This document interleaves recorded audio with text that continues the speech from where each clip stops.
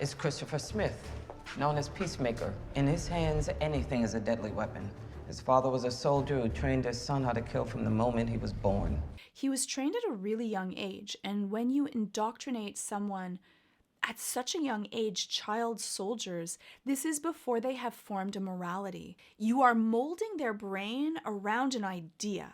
And so he was trained to follow authority, to do what has to be done no matter what the cost. And that becomes his identity. Starfish is a slang term for a butthole. Think there's any connection? No.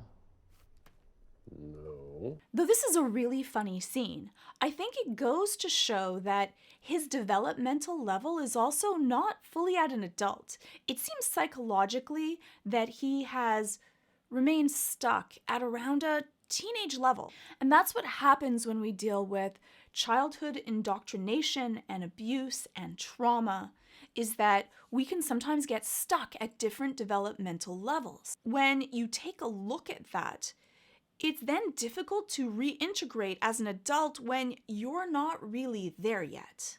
But if this whole beach was completely covered in and somebody said I'd eat every until the beach was clean for liberty, I would say no problemo. Why would someone put penises all over the beach? This scene shows his level of dedication, that he will go further beyond what anyone else would go because he's told to do so. And what happens when your morality is developed around an idea from a very young age is that you don't even question it. This belief system has been ingrained into your psyche, unconsciously almost, before your morality and ability to make decisions has. And so we end up hardwired with a belief that I'm going to do a mission and be a good soldier no matter what. And you're on a team with me? Not something I asked for! You're laughing at me for, man? Why the f*** are you in your underwear? Tighty whities! Now that's just racist. When we reintegrate someone that has been sequestered from society and taught to just be a soldier, just do one thing, sometimes working as a team on a personal level creates difficulties. I remember those videos of the macaque monkeys that were given a cloth mommy and a metal mommy that had food on it, and the cloth mommy was warm. And they would cling to the cloth mommy for love and then just eat on the metal mom.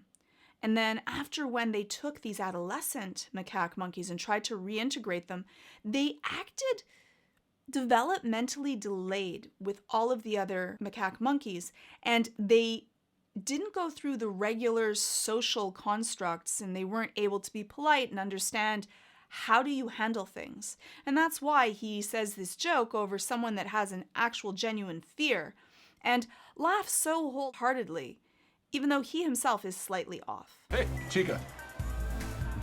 Forgot the rep. I wanted to add this part because I think that we look at Peacemaker and he comes off as a bad guy, that he has no heart, he has no hope, he's just a mindless soldier with no empathy. He thought about Sebastian, who many people don't care about, don't even see. I think that it shows that he still has a heart, but he's been trained to ignore it. So this is not someone that lacks any empathy or care.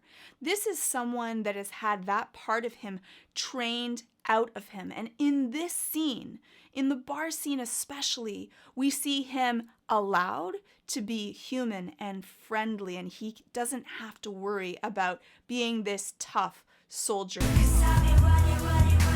I love watching him be able to dance and just have fun. For him, this is letting loose and being able to be a little bit silly and childish and bonding with the group. I just thought that this was such a beautiful juxtaposition of when he is out there and killing things in order to create peace. And I think that it shows the other side of him that we don't get to see a lot of in the movie, but that we need to remember it's still there. No! Peacemaker! It's actually very nice. Looks nothing like me. He's like, no, you're doing this wrong. But then he's actually touched that he made an impression of him. His cold exterior kind of melt away, his defenses go down as he's actually complimented. And he had this really difficult decision of like, you shouldn't be doing that, you should be working. But I'm also really touched that you created a little me, and then insulted that it doesn't look anything like him. Miss Waller charged me with making sure those records don't leave this building. No one is saying what they did was right. That information gets out, it causes an international incident. Keeping the peace is worth any price. You can see the battle that Peacemaker goes through in this scene. Everything that he is about is making sure that the mission gets done. With that being your identity, that's what you hold on to for everything. Because who is he if he's not a soldier? This is the only thing that he's good at. This is what he's been trained to do from birth. He has this cognitive dissonance, this meaning of you're going to protect this belief system no matter what, because without it, you have to change every way of your outlook in life. What happens is we protect that belief system, even at the cost of everything else. And that's why if you're ever arguing with someone that is fervent and ardent, even if you have facts to show them the difference, it doesn't matter. And for him, following an order is what he must do, because that, in his belief system, is what really keeps the peace.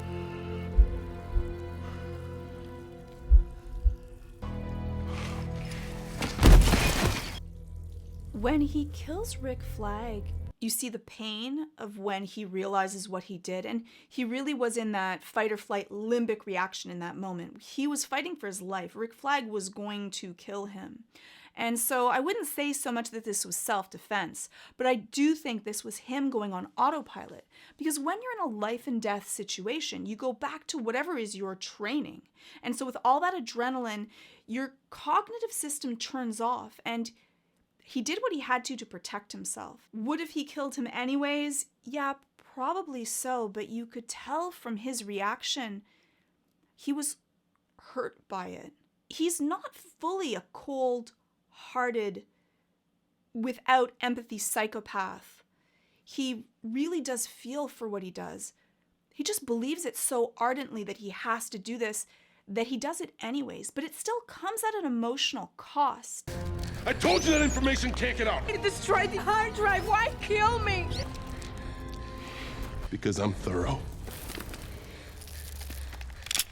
And this shows the other pieces, his anger, his frustration, that he's placed in this position where he has to choose what he thinks that he has to do, what he believes is right. But it also shows that developmental level. He's still at that adolescent level where he believes what he believes and he goes for what he has been taught, but he hasn't yet formed an identity, an adult identity, where he has his own morality that oversees that. You can see that for Bloodsport, he still has that morality, that adult morality of, do I want to do this? I don't have to do everything that someone tells me.